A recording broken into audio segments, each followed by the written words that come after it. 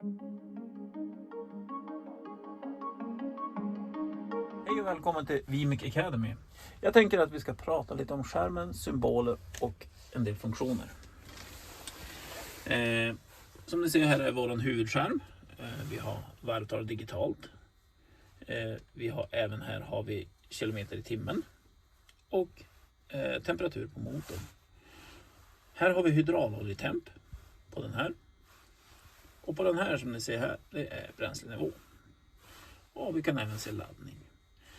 Här har vi då hydrauloljenivå. Den är ju viktig, man kan ha lite koll på. För får man ett hydraulläckage som man inte ser på snön eller annat, så ser man ju hur den här kommer att sjunka. Och då kan man ju förutsätta att någonting är fel. Så det är ju bra att hålla lite extra koll. På den här symbolen här, där vi har en motor. Där får man, om det blir något fel, limp home. Men den har funktion också att den är mellan manuellt arbetsvarv eller automatiskt arbetsvarv. Här har vi då stoppsymbol om vi har nödstoppen itryckt. Driver ombord. Och då måste dörren vara stängd. Och så trycker vi på den här knappen här för att aktivera driver ombord. Givetvis måste maskinen också vara igång. Här har vi varning för hydrauloljenivå. Och även för finfiltret larmar den här symbolen. De här två är för diff fram och bak. Och vilket körläge man har. Nu vet jag inte, då maskinen är avstängd så kan vi inte se skillnaden. Men här har vi den. Och här är fram och back. Och om man då har sköldpadda eller hare. Alltså hög eller lågväxel.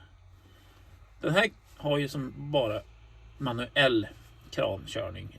Men hade vi haft ICC på denna maskin så hade vi haft då att om vi trycker på kranspetsstyrning då ändras den här och blir grön. Och så står det ICC. Parkeringsbroms. Och regenerering. Automatisk eller manuell boggystyrning har vi här. På den här symbolen. Här har vi blinkers. Och hel- och halvljus. Ja, då går vi över till nästa skärm. Då swipar vi som på en iPad eller en telefon. Så här har vi då om vi har stabben låst eller om man är öppen. Den här har ingen funktion i dagsläget. Men det är väl tänken om man vill ha en varningsljus på taket. Här har vi innebelysning av och på. Och då kan ni titta i taket så ser ni. Så tänds vi har både fram och bak har vi LED-belysning då. Det här ser ut som en väg men det är inte det utan det är vakuumpump. Nu hör ni det börjar på surra. Och nu suger den tillbaka oljan till tank. Jättebra funktion om man får en ledning som går sönder. Eller att man ska göra reparationer där man måste behålla oljan i tanken. Så minskar man ju spill och åtgång av olja och ha den funktionen. Det här är en otroligt bekväm. Nu hör ni fläkten startar.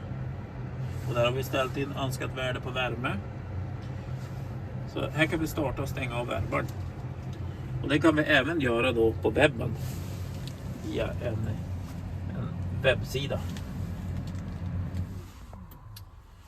Om vi då tittar på skärmen här bredvid. Så har vi då backkamera. Och här kan man då ändra mellan fram och bak.